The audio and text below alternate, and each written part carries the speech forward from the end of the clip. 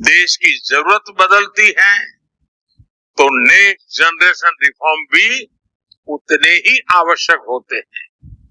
इसलिए देश की वर्तमान जरूरतों और भविष्य के सपनों को देखते हुए जीएसटी के ये नए रिफॉर्म्स लागू हो रहे हैं। नए स्वरूप में मुख्य रूप से अब सिर्फ 5% और 18% के ही टैक्स स्लैब रहेंगे। इसका मतलब है रोजमर्रा के इस्तेमाल की ज्यादातर चीजें और सस्ती हो जाएगी। खाने पीने का सामान, दवाइयां, साबुन, ब्रश, पेस्ट, स्वास्थ्य और जीवन बीमा, ऐसे अनेकों सामान, अनेकों सेवाएं या तो टैक्स फ्री होगी या फिर केवल 5% टैक्स देना होगा। जिन सामानों पर पहले 12% टैक्स लगा करता था, उसमें से 99% यानी करीब करीब 100 के निकट 99% चीजें अब 5% टैक्स के दायरे में आ गई है। साथियों, पिछले 11 साल में देश में 25 करोड़ लोगों ने गरीबी को हराया है, गरीबी को परास्त किया है और गरीबी से बाहर निकल करके 25 करोड़ का एक बहुत बड़ा समूह नियो मिडिल क्लास के रूप में आज देश के अंदर बहुत बड़ी भूमिका अदा कर रहा है। इस नियो मिडिल क्लास की अपनी एस्पिरेशंस हैं, अपने सपने हैं। इस साल सरकार ने 12 लाख रुपए तक की इनकम को टैक्स फ्री करके एक उपहार दिया और स्वाभाविक है जब 12 लाख रुपयों का इनकम टैक्स में राहत हो जाए तो मध्यम वर्ग के जीवन में तो कितना बड़ा बदलाव आता है, कितनी सरलता सुविधा हो जाती है। और अब गरीबों की भी बारी है, नियो मिडिल क्लास की बारी है। अब गरीब को, नियो मिडिल क्लास को एक तरह से डबल बोनांजा मिल रहा है। जीएसटी कम होने से अब देश के नागरिकों के लिए अपने सपने पूरे करना और आसान होगा।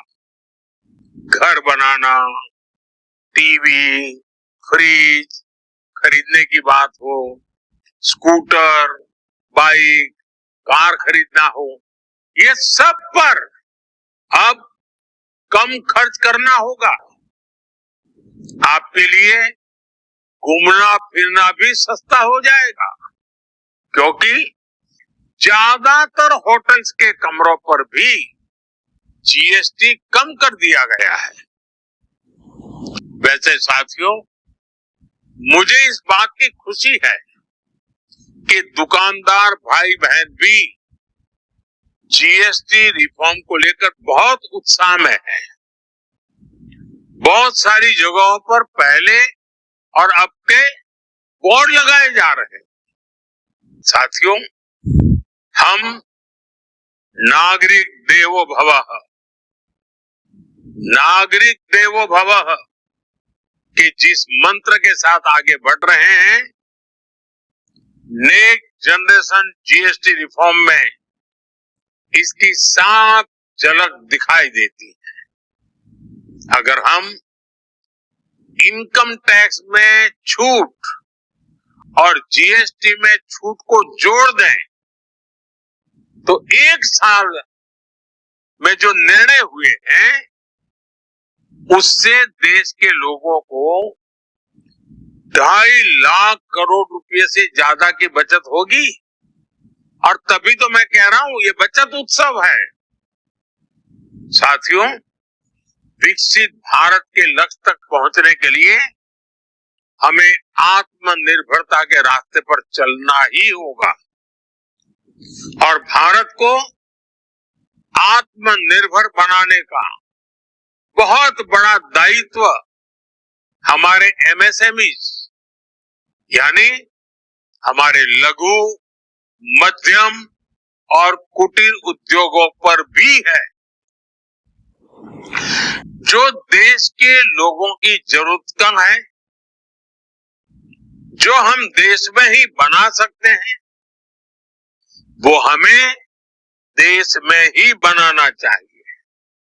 साथियों, जीएसटी की दरें कम होने से नियम और प्रक्रियाएं और आसान बनने से हमारे एमएसएमईज, हमारे लघु उद्योगों को, कुटीर उद्योगों को बहुत फायदा होगा। उनकी बिक्री बढ़ेगी और टैक्स भी कम देना पड़ेगा, यानी उनको भी डबल फायदा होगा। इसलिए आज मेरी एमएसएमई से लघु उद्योग हो, सूक्ष्म उद्योग हो, कुटीर उद्योग हो, आप सबसे बहुत अपेक्षाएं हैं।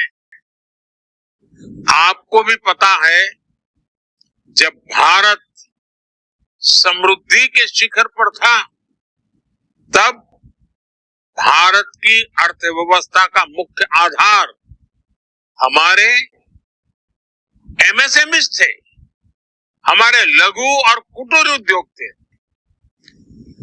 भारत की मैन्युफैक्चरिंग, भारत में बने सामानों की क्वालिटी बेहतर होती थी। हमें उस गौरव को वापस पाना है। हमारे लघु उद्योग जो बनाए, वो दुनिया में हर कसौटी पर बेस्ट हो, उत्तम से उत्तम हो। हम जो मैन्युफैक्चर करें, वो दुनिया में आन बान शान के साथ देश के सारे पैरामीटर को पार करने वाला है। हमारे प्रोडक्ट्स की क्वालिटी दुनिया में भारत की पहचान बढ़ाए, भारत का गौरव बढ़ाए। हमें इस लक्ष्य को लेकर काम करना है।